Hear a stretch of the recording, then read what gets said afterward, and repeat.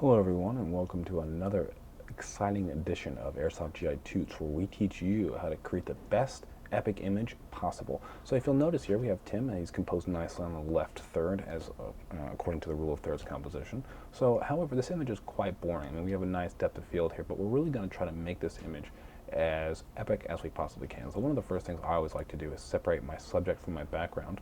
So we're going to go ahead and do that, and then we're also going to take our subject and move them right into the middle of the frame. That way we have just the most eye attention everywhere. Now, one of the things that I have a complaint about this photo is that Tim's arms look very shrimpy, so obviously we need something that's not shrimpy. So we're going to take some Optimus Prime's arms, and we're going to just fit them right on him. This is called the transformer effect.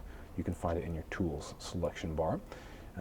You can choose from Bumblebee, you can choose from pretty much anybody that you want to give arms to.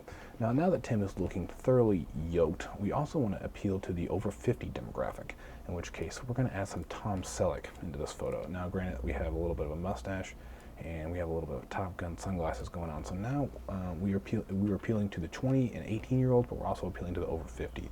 Now we want to make sure that we also get in our women demographic as well. And who likes the sound of music the most? Women. So we're going to add in some mountains and maybe go for, like a little epic, whatever women like. So now granted, we also want to keep with the action feeling of this photo. So we want to add in what's more actiony than a Lockheed C-130. Now granted, where there's C-130s, there's probably also missiles.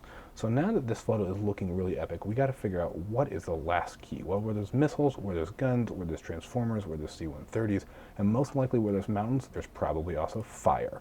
Now granted, this photo is looking pretty good. We're going to add in a little bit of a cinematic frame to the photo here, but then we're also, lastly, we got to add in a title. And I thought, since we have all these elements, we're just going to go with a little bit of, can you hear all the colors of the wind? Well, can you hear the sound of fire? And then we're going to take our title, and we're going to scale it up right there. And there you go. So now, thanks for joining us on another edition of a Airsoft GI Toots. We really appreciate you taking the time to view us, and hopefully this will help you in your projects of making a super awesome photo.